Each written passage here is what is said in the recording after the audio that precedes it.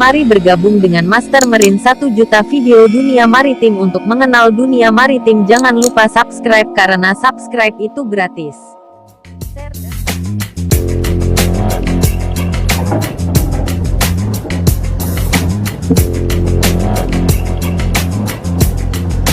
The anchor and the anchoring mechanisms and procedures are crucial elements in securing safe operation of the ship. Damage and claim statistics show a rather high damage ratio due to loss of anchors, which has also been increasing in recent years. The average insurance claims are rated as one of the top 5 incidents. Grounding and collisions as a result of dragging or loss of anchors has caused a series of severe pollution incidents. Investigations show that most of these cases can be avoided by proper inspection and maintenance and improved operational procedures, and awareness of the limitations of anchoring systems. In this case, the bulk carrier stayed at anchorage despite weather forecasts predicting force 8 to 10 winds. During the night, winds picked up to 20 to 25 meters per second with a significant wave height of 4.5 meters. The ship started dragging the anchor and attempts to leave the anchorage failed. Technical issues account for a significant portion of the anchor losses and can roughly be divided into 5 main components.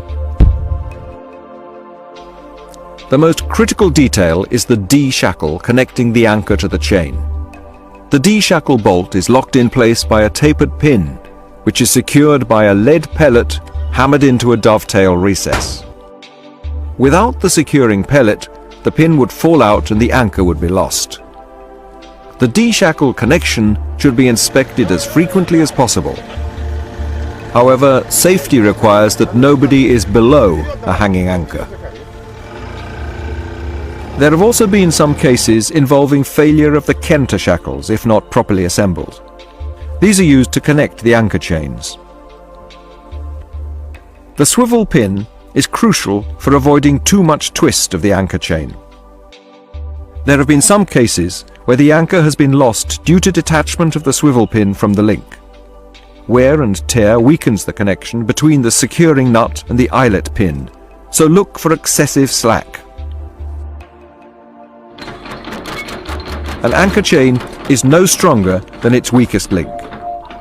The most typical defects in anchor chains are wastage due to wear and tear.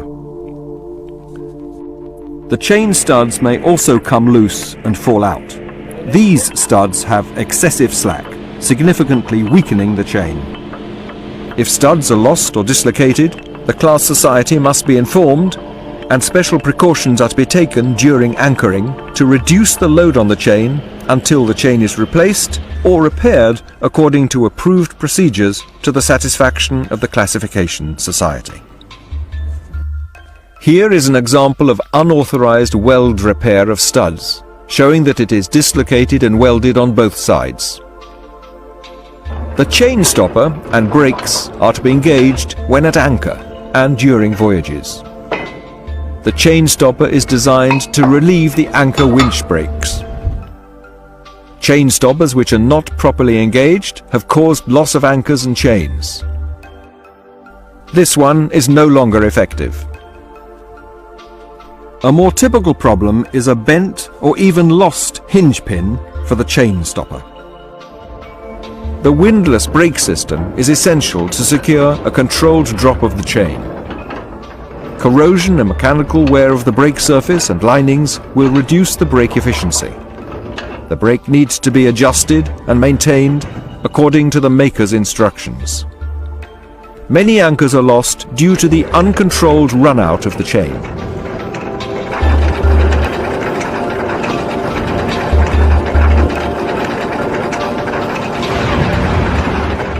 Due to the risks to the crew involved in these operations, regular risk assessments should be held with focus on personal safety.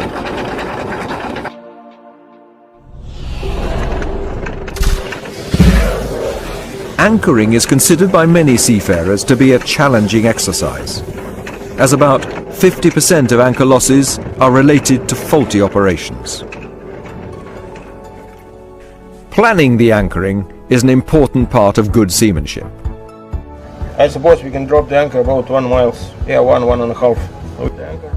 This includes an evaluation of traffic and congestion in the area and finding out if there are pipelines or cables close to the anchorage. The water depth is a crucial factor. The windlass motor is typically designed, in accordance with minimum class requirements, to lift the anchor with 3 lengths of chain in the water, that is 82.5 meters. The anchor holding power depends on the paid-out length of the chain cable relative to the water depth. If the weather conditions are close to the maximum environmental limits, the recommended cable length is at least 6 times the water depth. Weather forecasts should be noted and the weather should be closely monitored during anchoring, and criteria for when the anchoring should be aborted should be clearly defined by the master. Lack of proper attention and awareness to this has proven to be one of the main reasons for loss of anchors.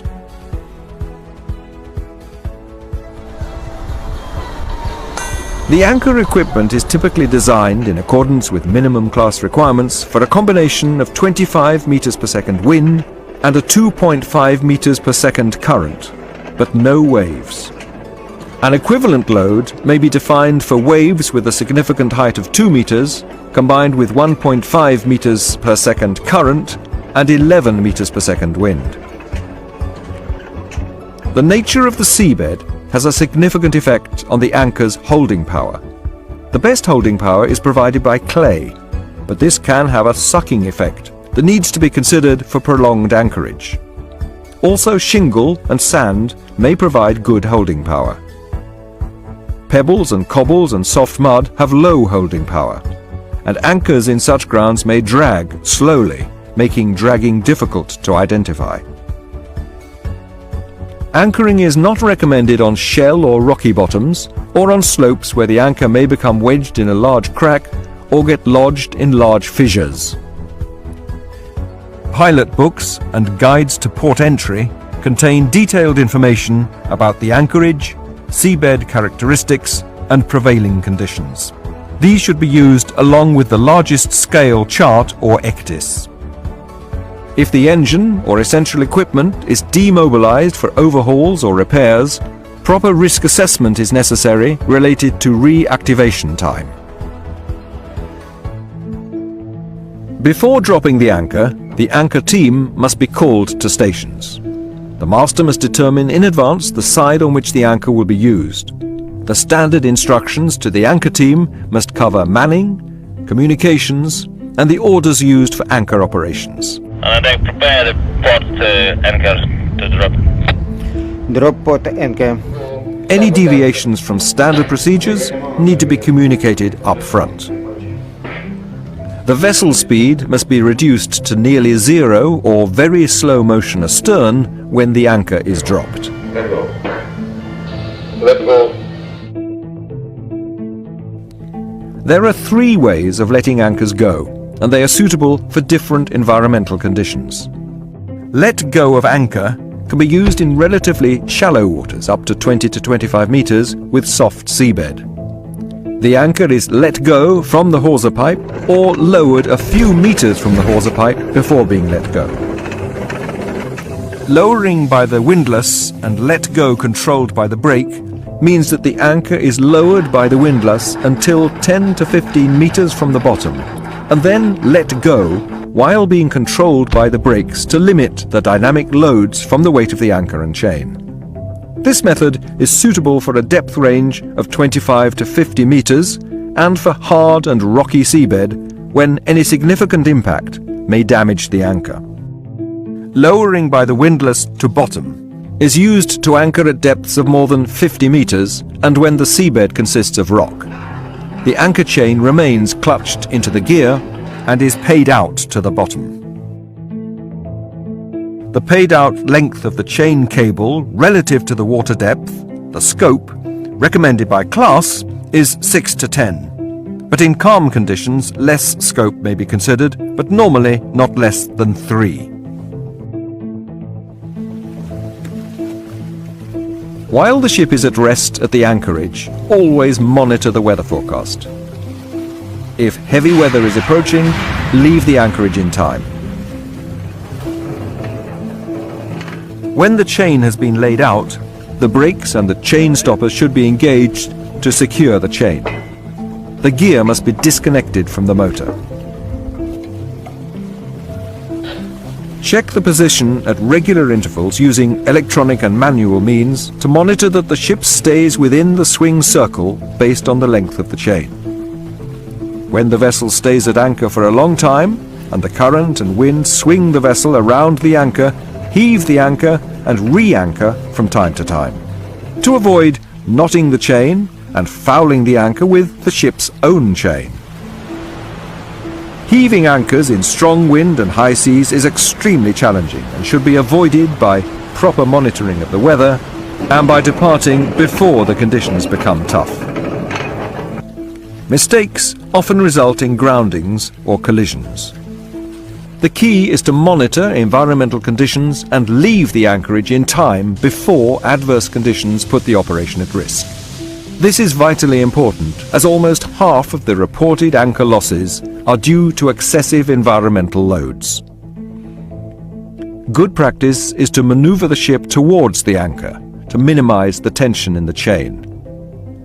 Close cooperation between the bridge and the deck team monitoring the strain in the chain is essential, especially if the waves and ship motions pick up. The key is to limit the strain on the chain using good seamanship. It's essential to keep in mind that the anchoring equipment and the windlass motor are not designed for heavy weather. Under no circumstances must a drifting ship be allowed to pull the anchor chain out of the windlass with the hydraulic motor engaged, as this may cause the motor to explode. The anchor should be properly secured in the hawse pipe to prevent it being lost during the voyage. Excessive slack may also cause hammering on the ship hull and the loss of the D-shackle securing pin. Secured anchors have to be put on tight brakes. The chain stoppers are to be engaged, and the chain should be further secured by lashings with turnbuckles or other similar fasteners. The windlass clutch has to be disconnected from the gear at sea to avoid the risk of damage. So to avoid this happening, increased focus and situational awareness are essential factors for any anchoring operation. To summarize, the most important factors are the securing pin of the D-shackle bolt, the environmental limitations of the equipment, including the depth limitations of the anchor winch motor, adjusting brakes according to maker's recommendations, and replacing brake band linings before excessively worn, and the importance of leaving the anchorage in time if heavy weather is approaching. DNVGL, GARD, and the Swedish Club hope this presentation may contribute to a safer operation while anchoring your